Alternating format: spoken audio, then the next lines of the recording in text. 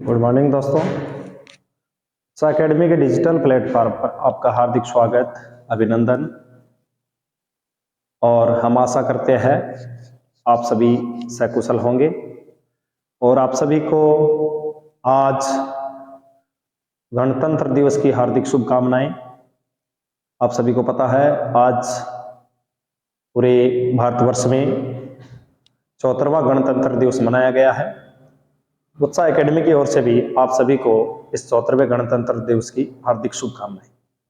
तो उत्साह एकेडमी के यूट्यूब चैनल पर जो सीरीज चलाई जा रही है उत्साह डोज, उसमें आज हम जिस बिंदु पे चर्चा करने वाले हैं मित्रों, वो है रानी पद्मिनी और रानी कर्मावती। राजस्थान के इतिहास में इन दोनों का ही ऐतिहासिक दृष्टि से भी और व्यक्तित्व नाम से जो हम लोगों ने सीरीज चला रखी है, इसकी दृष्टि से भी ये दोनों जो बिंदु है वो महत्वपूर्ण है मित्रों। तो सबसे पहले हम जो चर्चा कर रहे हैं वो कर रहे हैं रानी पद्मिनी के बारे में। आप रानी पद्मिनी के का जो ये चित्र है वो देख पा रहे होंगे और चित्तौड़ के इतिहास में भी इनका जो महत्वपूर्ण योगदान है मित्रों। देखिए, सबसे पहले इनके बारे में जो महत्वपूर्ण जानकारी है वो देखते हैं। क्या है, देखिए मित्रों, रानी पद्मिनी चित्तौड़ के राणा रतन सिंह की पत्नी थी। तो एक तो आपको यह ध्यान में रखना है कि जो पद्मिनी थी वो चित्तौड़ के राणा रतन सिंह की पत्नी थी। और पद्मिनी विश्व में या राजस्थान इतिहास में अपनी सुंदरता के लिए विख्यात थी। और अलाउद्दीन खिलजी द्वारा जो 1303 ईस्वी में चित्तौड़ पर आक्रमण किया गया, उसका कारण भी मित्रों पद्मिनी को माना जाता है। कहा जाता है कि पद्मिनी के सौंदर्य पर आकर्षित होकर ही बाद में अलाउद्दीन खिलजी ने उसको पाने के उद्देश्य से चित्तौड़ पर आक्रमण किया था और लंबे समय तक इसको चित्तौड़ के दुर्ग को उसने घेरे रखा। और जब राशन खत्म हो जाने की वजह से अंत में रतन सिंह को तो केसरिया बाना करना पड़ा और रानी पद्मिनी ने अपनी आन सम्मान को बचाने के लिए उस समय 1600 महिलाओं के साथ, स्त्रियों के साथ इन्होंने जौहर व्रत का पालन किया था। तो इसीलिए ऐसा कहा जाता है कि अलाउद्दीन खिलजी, जिसने 1303 ईस्वी में चित्तौड़ पर आक्रमण किया, उसके पीछे जो विशेष कारण था वो पद्मिनी को पाना था। उसकी सौंदर्यता पर वो बहुत ज्यादा आकर्षित हुआ था मित्रों, इस वजह से। और बाद में राणा रतन सिंह को कुछ से लंबे समय तक उसको चित्तौड़ के दुर्ग को उन्होंने घेरे रखा, वो नहीं जीत पाए। तो बाद में धोखे से उन्होंने राणा रतन सिंह को, अलाउद्दीन खिलजी क्या करता है, बंदी बना लेता है। धोखे से किसको बंदी बना लेता है? रतन सिंह को। अब रतन सिंह को बचाने के लिए पद्मिनी जो है वो घोड़ा बादल के साथ मिलकर और घोड़ा बादल की सहायता से रतन सिंह को वापस छुड़ा भी लेती है अलाउद्दीन खिलजी से। तो चित्तौड़ दुर्ग को लंबे समय तक घेरे रहने के कारण वो जीत नहीं पाए। तो अलाउद्दीन खिलजी ने धोखेबाजी से रतन सिंह को कैद कर लिया, बंदी बना लिया। और बाद में रतन सिंह को बचाने के लिए घोड़ा बादल के सहयोग से पद्मिनी ने वापिस से रतन सिंह को अलाउद्दीन खिलजी से मुक्त भी करवा लिया। आगे देखिए मित्रों,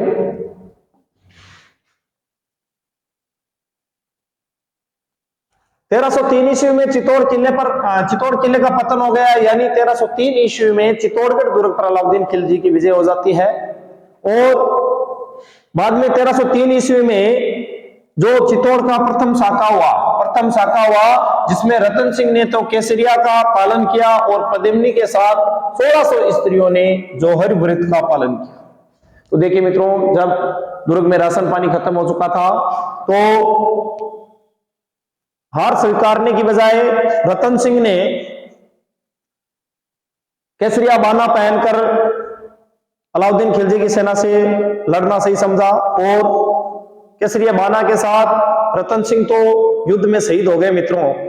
और उनकी जो रानी थी पद्मिनी, उन्होंने अलाउद्दीन खिलजी के हाथ लगने से पहले 1600 स्त्रियों के साथ मिलकर चित्तौड़ दुर्ग में जौहर व्रत का पालन किया, अग्नि में कूदकर अपनी जान दे दी।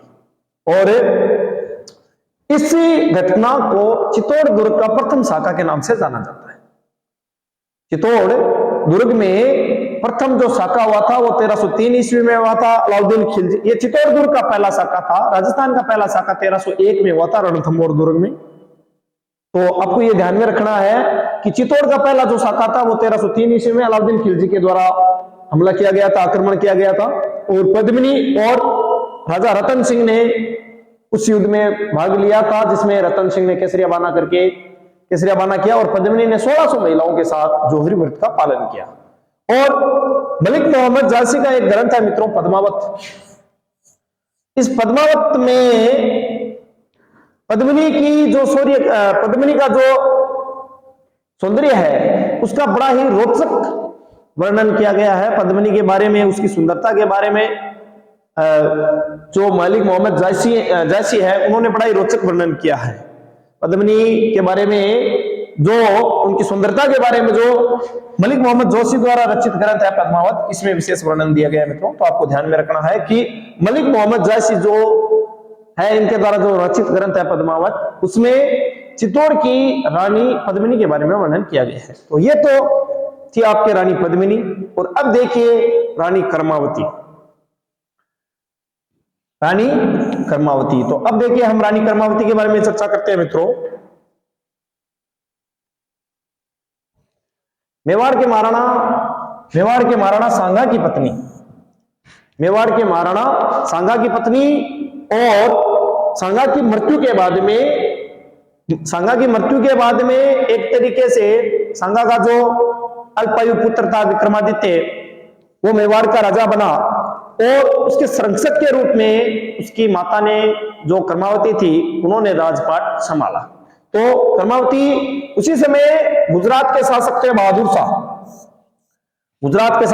शाह थे। उन्होंने मेवाड़ आक्रमण के समय उसका पुत्र जो विक्रमादित्य मेवाड़ का महाराणा था, उसी समय बहादुर शाह क्या करता है, अपने मेवाड़ पर हमला करता है, आक्रमण करता है। और बहादुर शाह के आक्रमण से मेवाड़ की रक्षा के लिए कर्मावती ने मुगल बादशाह हुमायूं के पास राखी भेजी। जो ये हमारा रक्षाबंधन पर्व मनाया जाता है मित्रों, वो इसी राखी से संबंधित है, जिसमें हालांकि जो हुमायूं है वो समय पर कोई निर्णय नहीं ले सका और कर्मावती की रक्षा को नहीं पहुंच सका था। लेकिन अभी जो हम रक्षाबंधन पर्व मनाते हैं, उसमें जो भाई है वो अपनी बहन की रक्षा का प्रण लेते हैं और जीते जी वो अपनी बहन की रक्षा भी करते हैं मित्रों। तो ये बहादुर शाह ने जब आक्रमण किया मेवाड़ पर, उस समय कर्मावती ने मेवाड़ को बचाने के उद्देश्य से हुमायूं के पास राखी भेजी, लेकिन हुमायूं समय पर नहीं पहुंच पाया था। आगे देखिए, चित्तौड़ की पराजय के निकट जान रानी कर्मावती ने 1535 ईस्वी में अनेक स्त्रियों के साथ जौहर कर लिया। तो देखिए मित्रों, चित्तौड़ दुर्ग के तीन शाखों की आपको तिथि जरूर ध्यान में रखने मित्रों।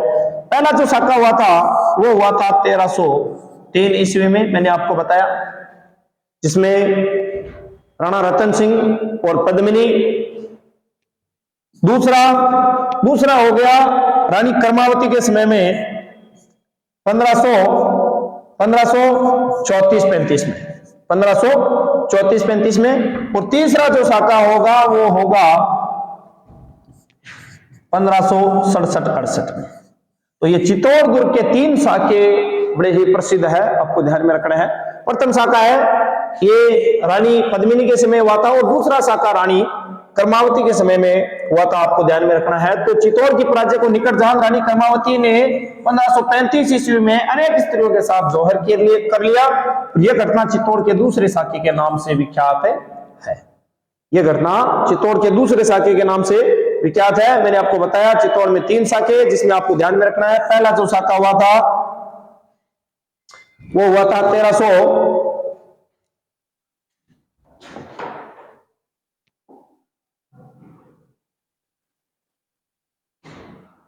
पहला जो साका हुआ था वो 1303 में, दूसरा जो साका हुआ 1534-35 में, और तीसरा जो साका हुआ था वो हुआ था 1567-68 में। तो आपको ये ध्यान में रखना है मित्रों। तो आज हम जिन बिंदुओं पे हम लोगों ने चर्चा की वो है हमारे पद्मिनी और रानी कर्मावती। और ऐसी बहुत सारी क्लासें देखने के लिए, उत्साह डोज की जो सीरीज है वो देखने के लिए आप उत्साह एकेडमी का जो यूट्यूब चैनल है उसको लाइक करें, शेयर करें, सब्सक्राइब करें। धन्यवाद, थैंक यू।